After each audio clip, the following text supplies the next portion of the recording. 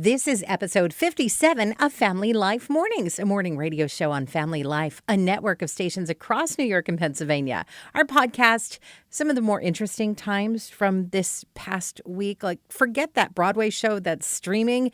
We're into Button Gwinnett. Gwinnett. Steve just wrote a musical about him, and he's going to perform one of the songs from it right now. Go ahead. Oh, Button, we love your signature. Who is he? That's coming up. A little serious, a little silly, a perfect balance to start your day. Family Life Mornings. Always seems like summer vacation gets started, and then there's a mom. Somebody falls down, somebody gets hurt, somebody breaks a bone. Oh, it's always like the arm or the collarbone, something like that just takes away all the summer fun. Well, if one of your kids breaks a bone, it's a good reason to get a cat. A cat, you say? And you say, what does a cat have to do with a broken bone? Exactly. This is crazy. This is one of those like you can't make it up thing. Okay. The vibrations from the purring of a cat help to stimulate bone regeneration and healing. Wow. So you just get that cat to curl up safely on that broken bone right there on the cast, get them to purr, and it'll help the bone to heal faster. And that means your kids can get back to the trampoline even sooner. Mom, we need another cat. They're morning people because they love mornings and people. It's Steve, Terese, and Randy on Family Life Mornings. Despite the tough economic situation over the past 3 months, there have been some businesses that have thrived, including, and this won't come as a huge surprise, but pool builders, above ground, below, pool equipment, services. That industry has grown a lot beginning in April, continues to grow. And in an informal Steve survey, when asked people who would you want to hire a builder, it was very close. Number one was your good friends. Number two was your neighbors. And another one was your new best friend, your next door neighbor. That's what you hope builds a new pool. They don't need a request to be your friend. They already are. Steve, Terese, and Randy on Family Life. A friend you can turn to. So that place where two streets meet, where they intersect, you get a corner, right? And this is a story about a corner where a man lost his life. Not just any man, not just any corner. I'm talking about George Floyd at the knee of a police officer. It's a corner that quickly became a memorial, flowers and candles and stuffed animals. A corner where there have been protests with anger, a corner where people mourned and sadness, and now a corner where people hear about Jesus. This is the corner of 38th Street and Chicago Avenue in Minneapolis. And just about any time you go there nowadays, you'll hear Christian music. Sometimes it's a DJ playing. Sometimes people are singing. Preachers have come from all around the country to speak at that corner. Black preachers, white preachers, unified. People have gotten saved at that corner. People have gotten baptized at that corner. People have even gotten healed at that corner physically and emotionally. The corner where a man lost his life. Isn't it amazing how God can redeem anything, even a street corner? Family Life Mornings with Steve, Terese, and Randy. Thanks for making us part of your day. We're a friend you can turn to. So a recent high school graduate, she's a valedictorian in Mount Vernon, New York, and she did the same thing every day from pre-K through high school graduation. Was it pray? Well, I don't know. That'd be great. Yeah. Was it breakfast? Maybe. I don't know. Okay. Did she brush her teeth? Hopefully. I'm not sure. But here's what she did every school day between pre-K and just finished high school graduation. She showed up. That's it. Perfect attendance. Yeah. And she is going to RPI, going to a biomedical engineering degree. After that, she's going to Ivy League Medical School. Nothing has stumped her so far, obviously, with all those great grades that she received. I fear, though, something is going to confuse her when she gets her very first job. Sitting down the first day doing all the paperwork, and they said, and you'll get 2 weeks vacation. She'll go, time off? What? What? What? What am I going to do with that? What's that? Starting your day with a smile and a dose of encouragement, too. Family Life Mornings. There are certain things that we forget pretty regularly. In fact, they've been ranked, and we have the top 5 things that people forget, but we thought it would be fun to see if you could help us put the list together. So if you have an idea for something that could be on the top 5. Is ballet shoes on there?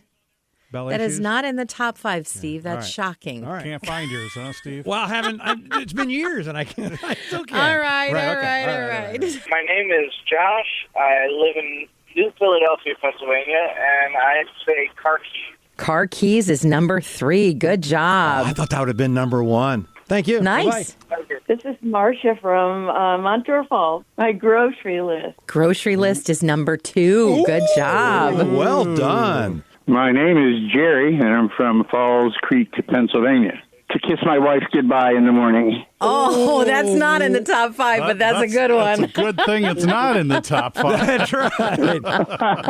Hi, this is Rick from Binghamton. My wife has a problem with grandchildren. It goes from Jim to John to the child. Get the child.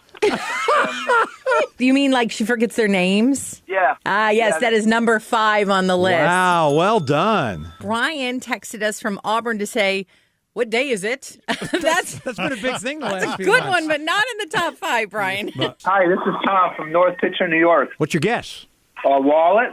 Not on the top Ooh, 5, that but would've that's been- an important thing to remember. That would have been mine, too. That's a good guess. Thanks. Mel from North Tri-Light. And your guess? I have to change this at least once every 3 months, and that's my computer password. Yes, nice. that is number That's one, number number one. But one. we're still missing one, right? We're missing number 4, and we actually got a text from Marge in Warsaw with the correct answer to number 4. Which is? Why I went into this room in the first place. Where am I? If you can't say it in front of your kids, you won't hear it on Family Life Mornings. Well, you can take the nurse out of the scrubs, but you can't take the hearts out of the nurse. Check this out. Rachel was on her way home when she saw an accident. So, of course, she stops to see what she can do because she's a nurse. And thankfully, most people just needed comfort. I mean, they were waiting for the paramedics, but there was nothing critical. And so this picture of Rachel now is going viral. She's kind of sitting by the side of the road with this woman in front of her, and she's just holding her, providing comfort and assurance. And that's what you do when you're a nurse, right? But she wasn't wearing scrubs in the picture. She was wearing her wedding gown. That is the heart of a nurse. It's okay if you're not ready to wake up yet. We'll just turn the music down and talk softer. Steve, Terese, and Randy on Family Life Mornings. Love listening to different styles of music. Like listen to this, Yeah. for instance. Right. This is great. It's like nothing I've ever heard before. And it reminds me a little bit like of Stomp. You ever see Stomp? They Right, but wait. they don't- That's a little Very different unique. than Stomp. Yeah. it's very this is- unique. And you know why it's unique? All those sounds you hear are made of vegetables. It's the Vegetable Orchestra. Something. It's amazing. Yeah, from Vienna. This group of musicians from Vienna, Austria, gotten different tools to carve out instruments from fresh or dried veggies, and they've made instruments. It sounds Yeah, like like that. you hollow out a carrot and you put in little holes and it's like a clarinet, or Right. you take the end of 2 onions where it's kind of dried and you rub it against one another and it makes Okay. noise. Hi, this is Jean Morris from Corey, Pennsylvania. Hi, Gene. You could make a cornet. Oh, well yes. played. Well, I don't know if you play it well, but that's true. You could. Cornet. Good morning. This is Hal. I'm calling from Medina, and I just thought you could take a small cucumber and make it into a piccolo. Oh, yes! Well done. For the win. For the win. So good. The morning time. It's God's time. Thanks for waking up with Family Life Mornings. So what's the best way to clean your wooden spoons? I'm thinking dishwasher probably will do it. Nope. How about hand washing it with soapy water and really scrubbing it hard? That's what I do. Nope. Come on. Don't tell me I have to get rid of my wooden spoons. I love them. What you need to do to get them totally clean, put them in a pan of boiling water for 20 minutes. Ooh. And when you do that, well, get ready to go out and buy some more spoons or even maybe some silicone spatula because of the stuff that will come out of those wooden spoons. It's going to be gross, isn't it? It's kind of disgusting. Now, I have not tried it, but I think I'm going to because my wife has 3 or 4 of those spoons that we've used for quite some time, and I'm thinking, maybe we need to go a different direction. Well, Man, so is it gross that I make brownies with that spoon and then lick it off afterwards? Is that gross? I don't That's know. still not gross, right? I don't think you're alone in that. Thanks for making us a part of your day. We're a friend you can turn to. Family Life. When we think of the signatures on the Declaration of Independence, the first name that usually comes to mind is John Hancock. Then you've got Jefferson and Franklin. But whose signature is the most valuable? Well, it's not who you might think, because this guy never became a president, doesn't have any museums or monuments named after him, but this guy's signature is the most valuable one today. A year after he signed the Declaration, he was killed in a duel with a political rival. And no, it's not the guy you're thinking of who has the musical named after him. This is somebody else. It's a name you've probably never heard of before, and that's why his signature is so valuable. There are only 51 known signatures in existence by this founding father. Button Gwinnett. Gwinnett. Button Gwinnett. Steve just wrote a musical about him, and he's going to perform one of the songs from it right now. Go ahead. Oh, Button, we love your signature.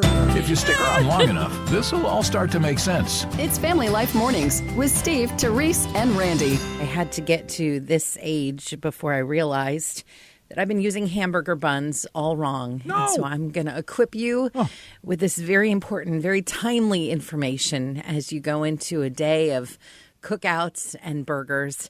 Look at that hamburger bun. You've got the bottom bun. It's pretty flat, pretty flimsy, right? And then you've got this spacious, cushy bun on the top, Spacious, right? cushy. I love that. Right. And it's wasted on the top because you put that burger on, you put your toppings on, you got all the sauces and things, and then you go to eat it, and the bottom bun is all soaked when the top bun would be better equipped to handle that amount of stuff. So you want to flip the bun and eat it upside down. Randy is nodding as if he knew this information all along. You've done this, Randy? I usually eat my burger that way. Wow. Now I'm deeply offended because Randy knew this all along. And didn't share. And never one time. Randy, what about the everything for your common man? Come on, Randy. Come on. Hope you don't mind that we started the show without you. We just couldn't wait. Family Life Mornings with Steve, Terese, and Randy. Yeah, I can't believe you knew this thing that you should eat the hamburger upside down because the top bun is more absorbent. You knew that all along. Well, It's not like all along, but I've known it for the last several years. and you never thought to share that with me and Steve. Are there other things that you're like holding out on? Anything you're keeping to Well, you know, yourself? I did talk about boiling your wooden spoons yesterday Oh, because yeah, that's that was- to really see the only how- way to clean them. Right. Yeah. I shared that with my wife yesterday after we got off the air, and she said, well, and I know this, she always washes them by hand, even though we have a Right. dishwasher, because she felt like she'd clean them better. I said, no, the real way to clean them is stick them in boiling water for 20 minutes. Okay. So that's what I'm doing. And she looked over at the stove. She goes, oh, wow, okay. And I went and sat down and started reading, and after the time limit was up, she pulled it off the burner, and she said to me, was this water clear when you put it in? And I said, well, yeah, I got it right out of our purified tap. water spigot. I said, why? What's it look like now? She goes, it is really disgusting. All right. And I went over and looked at it. It was oily. It was a brownish gray. and All right, it all just right, got- right. right, There's yeah, certain things, okay, like the hamburger bun thing, you should share that info. good. Yeah. But the fact that my wooden spoons are probably filthy, you can keep that to yourself. Okay. Yucky things to you, okay? Yeah. Because 3 hosts are better than 1, or 2 for that matter. This is Family Life, and we are a friend you can turn to. And I thought I was done shopping. It was like I went and got the final things yesterday afternoon and had planned not to go back in the store again. And then I saw this list of gourmet hot dog toppings. Ooh. And I was like, wait a second. For example, you could put like a barbecue flare on your hot dog when you top it with pulled pork, bacon, barbecue sauce, and Doritos. Oh, wow. Doesn't sound too bad. That's a fancy hot dog. That's nice. You want a little Italian flair? How about a hot dog topped with marinara, cheese, pepperoni, and basil? Ooh. It's like a pizza dog. that. And then there's the comfort food hot dog. Yeah. The mashed potatoes, gravy, and onions right on top. And you think, well, that could be awful. Or that could be amazing. I mean, it could go either way. These are not bad ideas. Now I got to go back to the store again. All right. A fun way to start the day, and nothing to embarrass you in front of the kids. Family Life Mornings.